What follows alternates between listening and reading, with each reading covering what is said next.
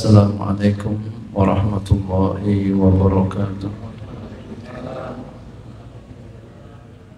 Bismillah walhamdulillah wa syukurillah ala ni'matillah. Wassalatu wassalamu ala sayyidina Muhammad ibn Abdillah wa ala alihi wa sahbihi wa man tabi'ahu wa nasarahu wa wala wa la hawla wa la quwwata illa billah. Amma ba'du.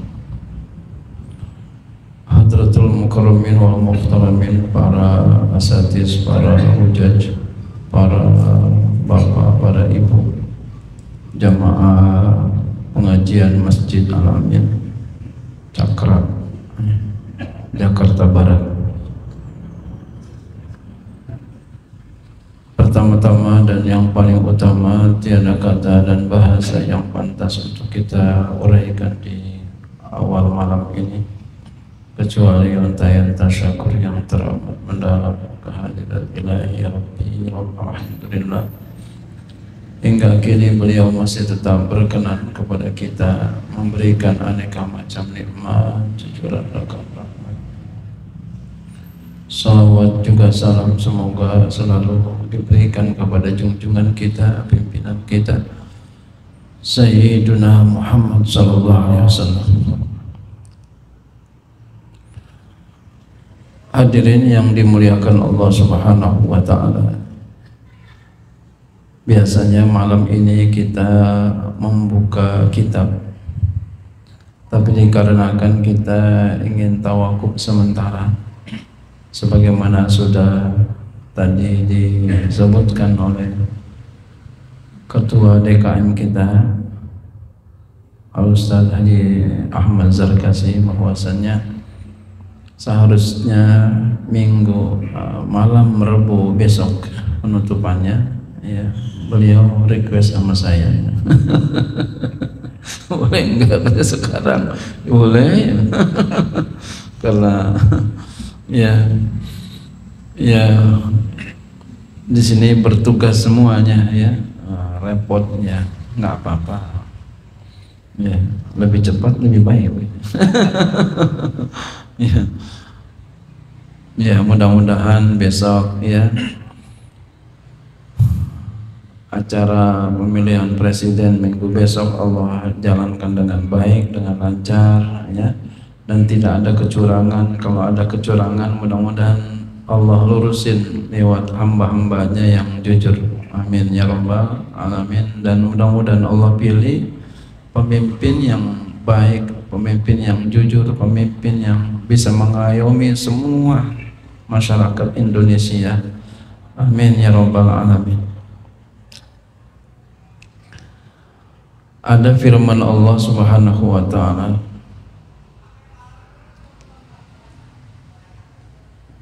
tentang menuntut ilmu, menandakan bahwasannya orang yang menuntut ilmu adalah tinggi derajatnya. Allah mengatakan, yarfa'illahu allazina amanu minkum wallazina utul ilma darajat. Allah angkat derajat orang-orang yang beriman dan yang berilmu. Derajatnya berapa kira-kira? Derajat orang yang berilmu. Ibnu Abbas menjelaskan derajat orang yang berilmu itu sebagaimana ditulis oleh Imam Al-Ghazali. Ibnu Abbas adalah orang yang pernah dapat doa Rasulullah SAW, Allahumma faqihu fid din wa alimhu ta'wila. Doa Nabi kepada beliau. Kalau sudah Nabi yang doain, ya, hakul yakin, insya Allah yakin doanya diijabah. Artinya Ibnu Abbas pakar dalam tafsir Al-Quran. Jadi beliau menafsirkan Al-Quran, ya, tentang orang yang menuntut ilmu, orang yang berilmu, derajatnya seapa dalam firman Allah tadi. Kata beliau, lil ulama'i darajatun fauqal mu'minina bi sab'i mi'ati darajatin. ma baina darajataini masafatu khamsimi'ati amin. Kata beliau, bagi ulama mempunyai derajat ya di atas orang mukmin biasa dengan 70 derajat ya, 700 derajat, bisab'i mi'ati darajatin, 700 derajat. Itu derajat orang yang berilmu dengan orang mukmin biasa segitu, 700 derajat. Bisa dibayangin tuh, seapa itu, tinggi sekali derajatnya. Allah yang tinggiin derajatnya. Ma baina darajataini, jarak yang ada di antara dua derajat itu, antara satu derajat dengan derajat yang lainnya, masafatu khamsimi'ati amin, itu perjalanan 500 tahun.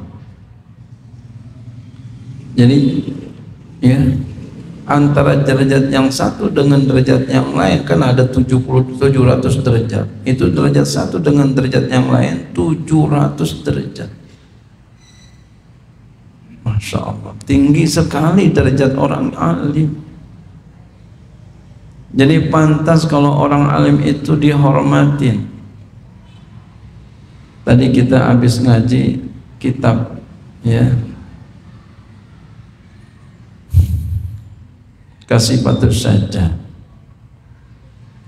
Kalau ada orang fudhala, orang-orang ya ulama datang, kita disunatkan untuk diri.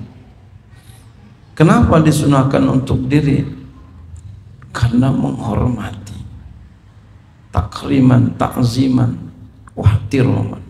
Siapa yang suruh menghormati? Allah Subhanahu wa ta'ala. Emang kenapa? Karena di dalam dirinya ada ilmu. Masya Allah. Ada firman Allah juga tentang kemuliaan orang yang berilmu. Qul hal yastawil ladzina ya'lamuna wal ladzina la ya'lamun. Katakanlah, apakah sama orang-orang yang berilmu dengan orang-orang yang tidak berilmu? Ya. Jawabannya lah, tidak sama. Orang yang berilmu dengan orang yang tidak berilmu itu pasti beda dalam segala halnya. Sikapnya pasti berbeda orang yang berilmu dengan orang yang enggak berilmu. Berkatanya pasti berbeda orang yang berilmu dengan yang enggak berilmu. Mengambil keputusannya pasti berbeda orang yang berilmu dengan yang enggak berilmu. Hasil sesuatu yang dikerjain pasti berbeda orang yang berilmu dengan yang enggak berilmu. Beda. Bisa nggak bisa bikin layangan bapak ibu? Bapak-bapak bisa bikin layangan nggak? Layang-layang, layang guang kalung, ya.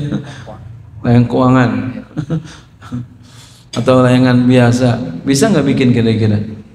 Bisa, tapi muluk apa kagak? Nggak muluk.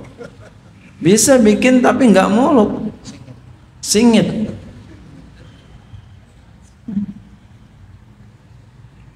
Oh.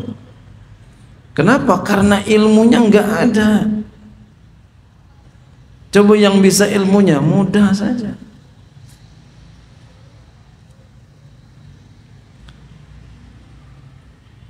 Jadi segala sesuatu ini mesti pakai ilmu. Man aradal akhirah fa'alaihi bi ilmi wa man arada dunya fa'alaihi bil ilmi. Siapa saja yang ingin akhirat maka dia mesti pakai ilmu, ingin dunia mesti pakai ilmu. Nabi Adam alaihissalam ketika dilahirkan oleh Allah Subhanahu wa ta'ala ke muka bumi ini, diceritakan dalam tafsir Durrul Mansur karya Imam Suyuti, ketika beliau turun ke muka bumi ini, pertama yang beliau kepengen diantaranya adalah pengen buang kotoran. Di surga beliau enggak ngalamin buang kotoran, karena di surga emang enggak ada buang kotoran. Karena surga tempat enak, tiba-tiba pengen buang kotoran. Ketika beliau pengen buang kotoran, bingung bagaimana caranya buang kotoran, karena belum pernah di surga. Berarti buang kotoran juga termasuk ada ilmunya. Bagaimana ilmunya? Tahu sendiri.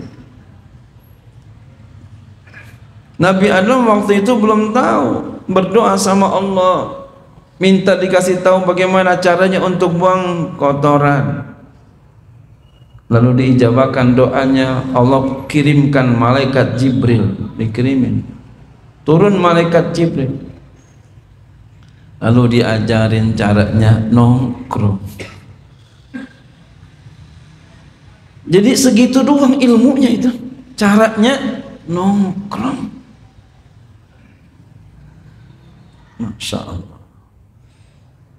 Makanya diceritakan selanjutnya ketika beliau nongkrong lalu keluar, ketika keluar beliau nangis. Jadi kotorannya keluar dari kemaluannya, beliau nangis. Nangis kenapa? Bau, belum pernah di surga nyium bau yang seperti itu. Masya Allah. Tapi sekarang nggak ada ngerasa bau ya.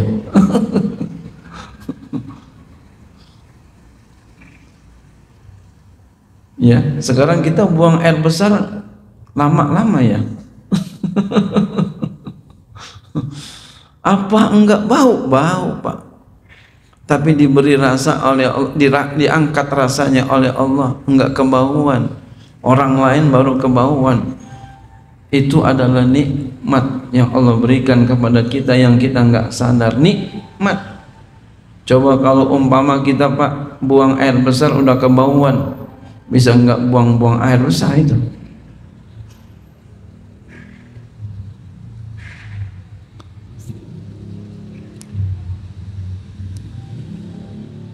Kemudian anaknya Nabi Adam, Qabil dan Habil, ketika Qabil membunuh Habil, ketika Qabil membunuh Habil, ini ada berbeda pendapat ya, apa penyebab daripada Qabil membunuh Habil.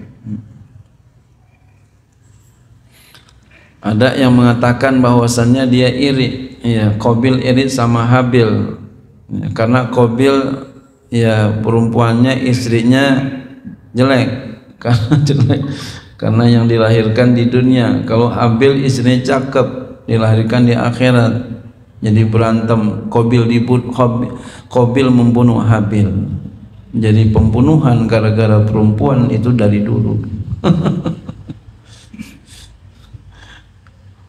Jadi orang pertama yang membunuh adalah Qabil, ya.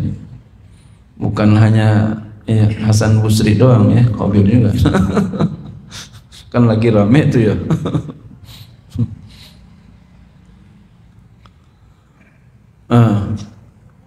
Ketika Qabil membunuh Habil,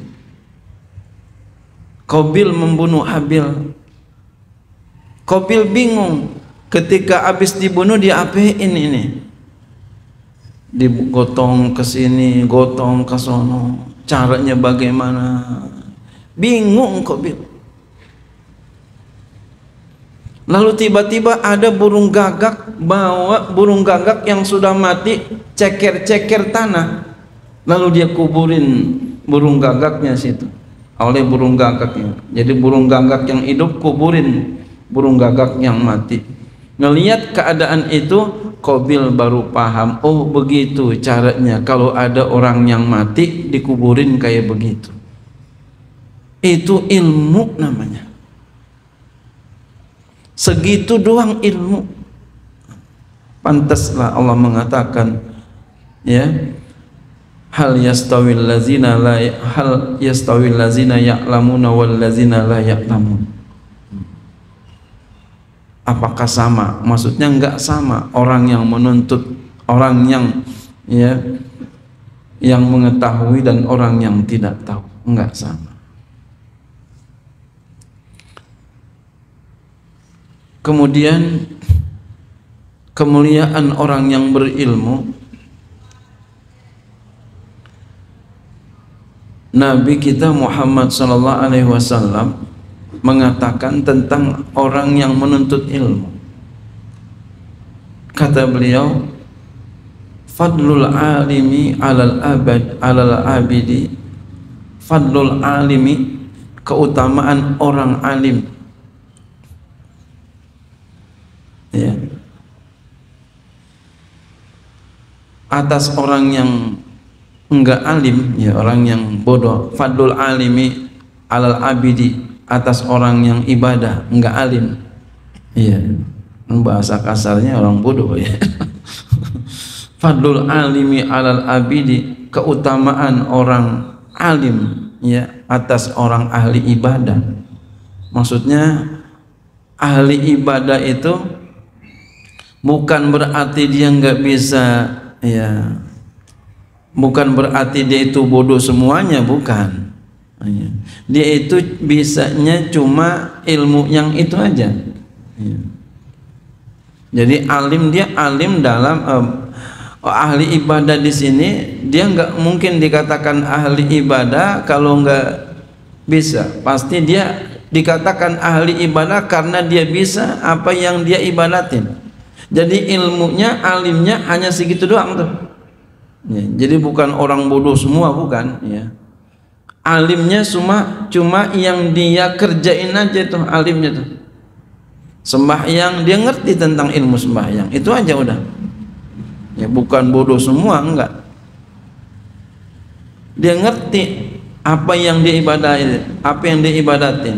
Jadi orang ahli ibadah dikatakan ahli ibadah karena dia ngerti apa yang dia ibadatin.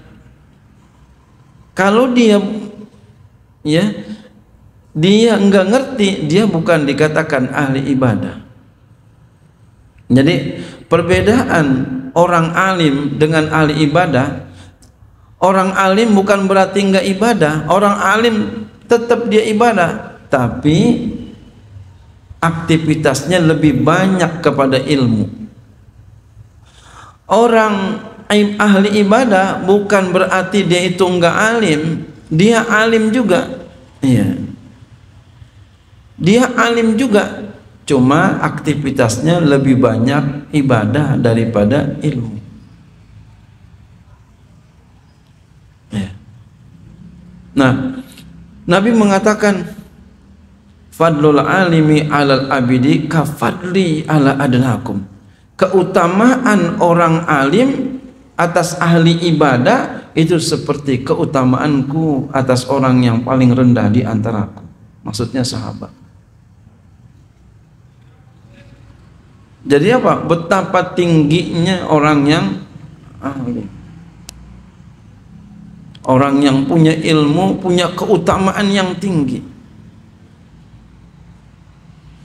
Nah, yang dimaksud ilmu di sini ilmu apaan? Imam Bukhari ketika menjelaskan firman Allah yang tadi kita sebutkan, yarfa'illahul ladzina amanu wal ladzina utul ilma darajat, yang dimaksud adalah ilmu syariat, ilmu tentang mengenal Allah, ilmu fiqih, ilmu tafsir, ilmu hadis, bukan ilmu dunia. Jadi betapa tingginya orang yang punya ilmu. Yang dimaksud adalah ilmu akhirat. Kemudian perkataan ulama. Jadi tadi firman Allah, lalu sabda Nabi, yang ketiga adalah perkataan ulama. Ada ulama kita, ya, ulama Syafi'iyah, yaitu Imam Nawawi. Nah, Imam Nawawi ini seorang pakar ulama hadis, juga yang terkenal beliau ulama fikih. Imam Nawawi ini beliau ulama yang diiyakan oleh semua kalangan, sampai orang Wahabi pun selalu mengutipnya. Nah, kalau kita buka ya, YouTube, ya, buka internet, Google, bicara tentang hadis, itu Imam Nawawi selalu dikutip oleh orang Wahabi. Jadi keilmuan Imam Nawawi itu diakui oleh orang Wahabi. Beliau sangat banyak kitabnya, ya, Imam Nawawi. Bahkan Imam Nawawi, ya, umurnya kitabnya banyakan umurnya. Umurnya 45 tahunan. Kitabnya ada yang mencatat itu sampai 600-an.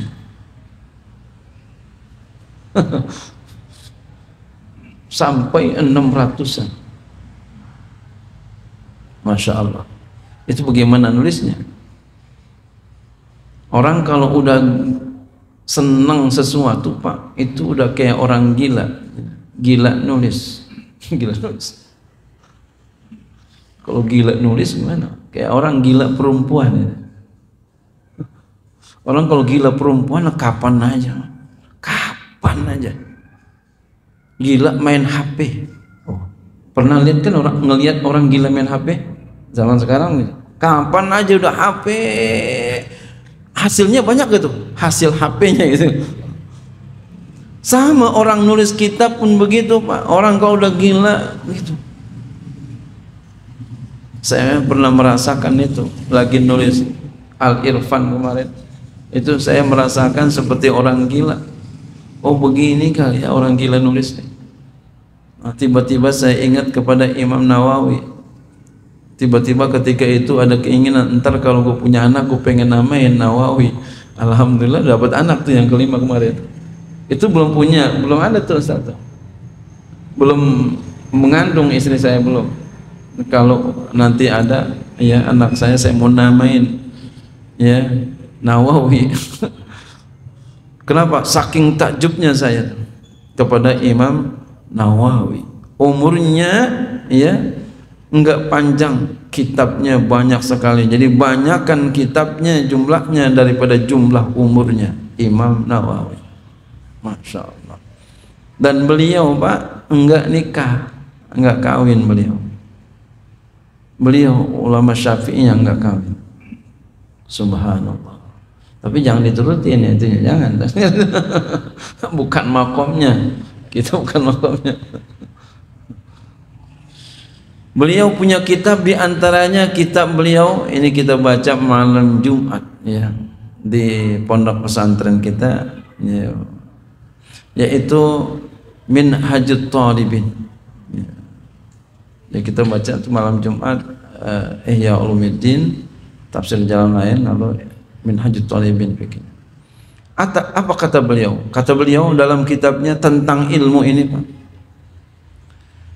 Fa innal istighala bil ilmi min afdali taati. Kata beliau, sesungguhnya sibuk dengan ilmu itu di antara paling afdal segala ketaatan. Wa aula ma unfiqat fihi, dan yang paling utama sesuatu yang diberikan padanya nafaisal awqati, waktu-waktu yang terindah, terbaik. Jadi ada dua di sini. Kata beliau, sesungguhnya sibuk dengan ilmu, jadi kapan aja kita mikirin ilmu, ngajar, ngaji, ngamalin, sibuk dengan ilmu, ngajar, ngaji, ngamalin, atau ya kita bisa begitu ya, ngajar, ngamalin, ngamalin, ngajar, ngamalin, ngajar, ya. Jadi kita punya ilmu, ya, kita ngajarin, lalu kita ngajar, kita beramal, ya, atau kita ngajarin, kita ngaji, kita ngamalin. ngajar, ngaji, ngamalin. Ngajar, ngaji, ngamalin. Saya juga masih ngaji juga Pak. Sibuk kita tuh dengan ilmu, kapan aja. Ngaji, malam ini ngaji, malam itu ngaji. Bangun tidur ngaji lagi. Ya. Pagi, subuh ngaji, pagi ngaji, siang ngaji, sore ngaji, malam ngaji lagi. Santri kan begitu. Kapan aja ngaji. Lalu kita ngamalin ilmu, lalu kita ngajarin. Jadi bangun tidur kita ngaji. Mau tidur, sebelum tidur ngaji lagi. Kapan aja ngaji. Ada orang yang begitu Pak. Kesibukannya itu ngajimu, nggak ada yang lain-lain. Kesibukannya ilmu semua. Ngajar, ngaji, ngamalin. Ngajar, ngaji, ngamalin. Enggak kemana-mana udah. Warna kehidupannya itu aja. Ngajar, ngaji, ngamalin. Ngajar, ngaji, ngamalin. Enggak ngapa-ngapain udah. Nah, kesibukan ilmu kayak begini nih ya. Dikatakan min afdhalit taati, di antara paling afdol segala ketaatan. Ketaatan itu ada yang wajib, ada yang sunnah. Yang wajib lebih afdol daripada yang sunnah. Yang wajib-wajib aja itu, kalau wajib aja ya itu modal. Yang sunnah kita kerjain, kita namanya dapat keuntungan. Menuntut ilmu adalah sesuatu yang wajib. Jadi kita ngaji kayak begini wajib hukumnya. Jadi kerjaan kita kayak begini Pak, wajib. Ini adalah sesuatu yang kita kerjain, sesuatu yang paling afdol. Kita berangkat dari rumah, lalu kita ngaji, lalu kita pulang, kita amalkan. Apa di antaranya kita amalkan? Sebelum tidur kita wudu. Emang kenapa? Tadi ngaji dibilangin begitu. Kita amali. Ini kita kan mau libur nih, ya. Sementara ini. Tawakuf sementara. Apa yang harus kita lakukan sekarang nih liburan? Kita ngamalin ilmu. Cerita guru saya, ya. Di Keramat Luar Batang itu ada makom yang juga suka diziarahi. Emang kenapa dia suka diziarahi? Cerita beliau itu karena yang ya ahli kubur itu masih hidupnya itu suka ngamalin ilmu.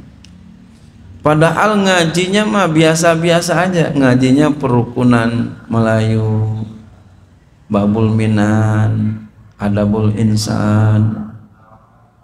Tapi ngamalin ilmunya rajin. Dia kalau ngaji, ya sekarang ngaji, besok libur. Sekarang ngaji, besok libur. Kalau kita begitu ngapain tuh? Males gitu. Gurunya tanya, kenapa kamu besok ngaji, sekarang kagak, besok ngaji, sekarang kagak. Kamu kemana aja? Kata beliau, saya ngamalin dulu guru apa yang kemarin ngaji sama guru. Masya Allah. Jadi enggak ngaji bukan malas, tapi ngamalin ilmu. Ketika beliau meninggal dunia Pak, itu kuburnya banyak diziarahi. Kenapa? Ngamalin ilmu.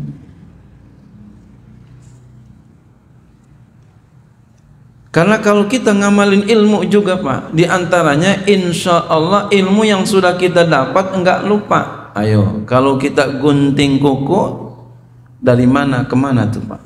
Ini ilmu yang ringan, tapi kalau kita enggak ngamalin lupa. Kita gunting kuku kan ada 3 macam ya. Pernah saya jelasin begitu dulu. Masih ingat nggak kira-kira itu Pak? Masih ya? Karena diamalin. Tiga-tiganya ingat. Iya, alhamdulillah. Yang selang-seling tuh. Kenapa masih ingat? Karena diamalin. Saya udah nggak ingat lagi. Karena nggak diamalin. Jadi ketika ilmu diamalin, hikmahnya kita akan selalu ingat.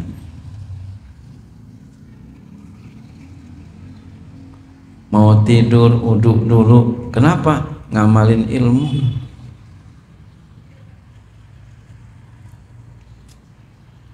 Batal uduknya, ya mau pergi kemana-mana kita berudu. Kita nggak mau kalau jalan di atas bumi tanpa udu. Masya Allah. Emang kenapa? Mau ngamalin ilmu. Maka orang yang seperti ini insya Allah semangat hatinya pengen ngamalin ilmu, insya Allah tidak termasuk dalam sabda Nabi, asyadun nas azaban yaumal qiyamati alimun lam yanfa'ullahu bi'ilmihi. Manusia yang paling keras siksaannya nanti pada hari kiamat adalah orang alim yang Allah enggak berikan manfaat ilmunya. Na'udzubillah, summa na'udzubillah billah. Jadi kalau kita ada semangat, insya Allah kita nggak termasuk seperti ini. Jadi kita ini libur, nah semangat ngamalin ilmu. Kita pikirin apa yang dapat saya amalkan besok. Pertama, yang kedua kata Imam Nawawi, wa aula ma unfiqat. Dan yang paling utama sesuatu yang diberikan nafaisal auqati, waktu-waktu yang istimewa. Jadi ilmu itu sesuatu yang paling utama diberikan waktunya, diberikan porsi waktunya, sesuatu yang paling bagus, yang paling utama, yang paling baik, yang paling pantas untuk dialokasikan waktu yang terbaik. Kita mau ngaji, ketika kita mau ngaji ada tamu datang ke rumah. Ini tamu bawa duit. Ini waktu kira-kira buat tamu buat ngaji.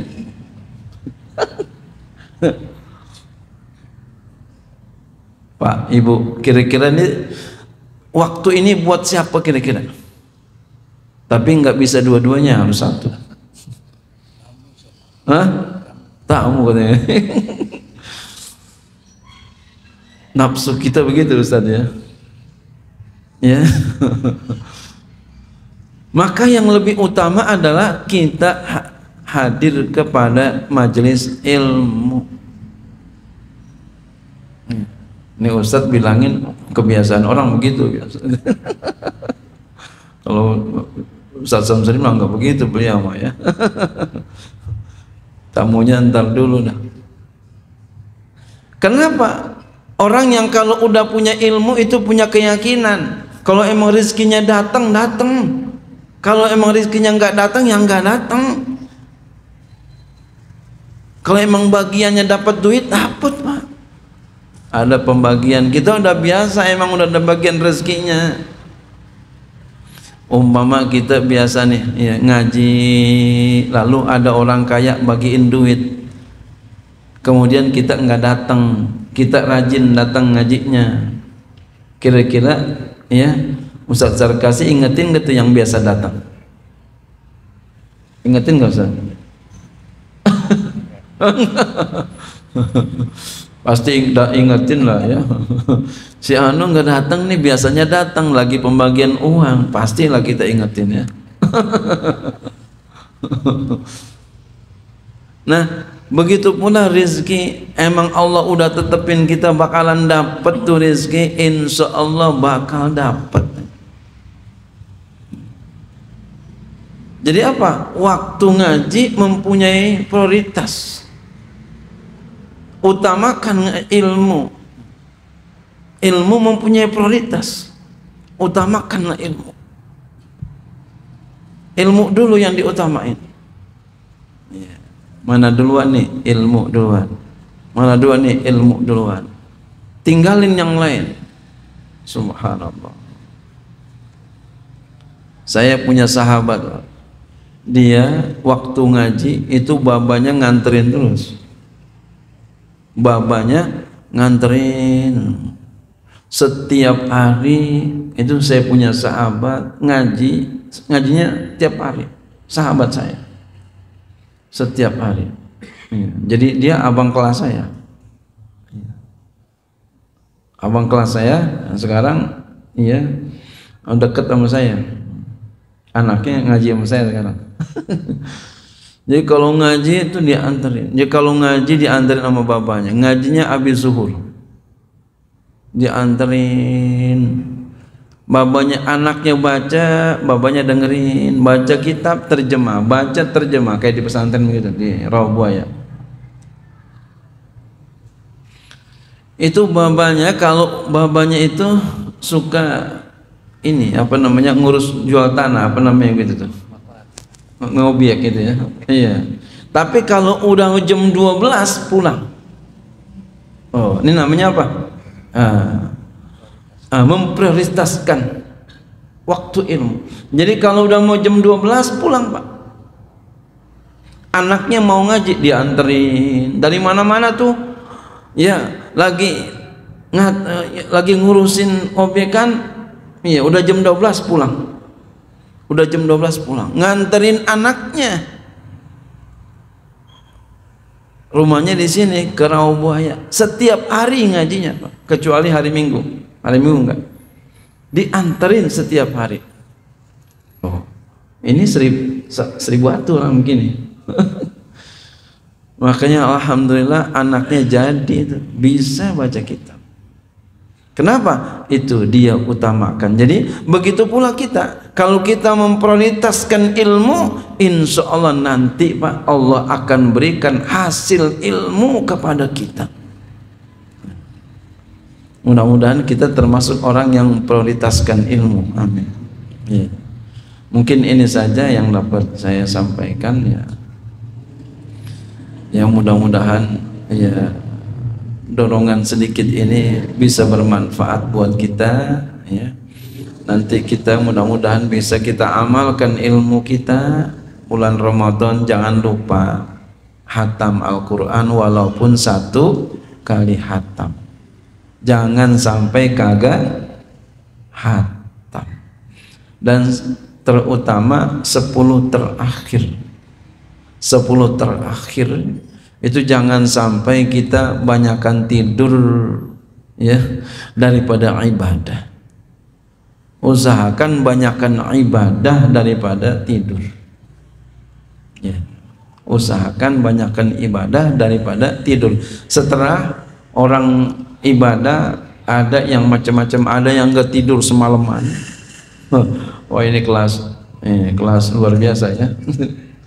Ada yang mau tidurnya ya tidur dulu ya.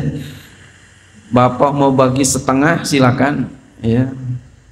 Tidur habis isya, habis sembahyang ya, habis isya ya, habis sembahyang tarawih langsung tidur, bangun jam 12 silakan. Atau bapak ya ntar bangunnya jam 2 silakan ya. Tapi kalau bisa banyakin ibadahnya tuh 10 terakhir. Tidurnya sedikit aja porsinya. Iya. Sedikit aja, porsinya sedikit. Jangan banyak-banyak malamnya tidurnya. Entar siang enggak apa-apa ditidurin.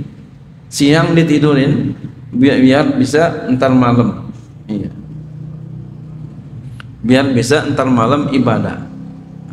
Jadi malam untuk Ramadan kita fokusin ibadah, terutama 10 terakhir Pak. Karena Nabi begitu. Nabi kalau udah 10 terakhir kencang ibadahnya. Bukan bikin kendor. Makin kencang ibadahnya tuh Nabi. Kita pun kalau bisa begitu Pak. 10 terakhir makin kencang. Jadi kita hitung aja malam kan tuh berapa jam itu ya. Jangan sampai banyakkan tidurnya daripada ibadahnya. Walaupun ya qiyamul lail, sholat tarawih udah termasuk qiyamul lail, tapi kalau bisa kita lebih banyak ibadahnya daripada tidurnya ya. Kemudian puasa, ya. Puasa entar habis ya Lebaran ada namanya puasa Syawal. Itu jangan sampai kita nggak puasa tuh Pak, Ibu. Puasa Syawal 6 hari. Yang paling bagus adalah terus saja, ya. Ya tanggal 1 itu kan kita Lebaran, tanggal 2 langsung aja 6 hari. 6 hari. Nah, yang paling bagus terus puasa. Tapi kalau enggak kuat atau repot boleh selang-seling. Selang-seling repot juga, ya udah yang penting puasa di bulan Syawal. Jangan sampai kagak puasa.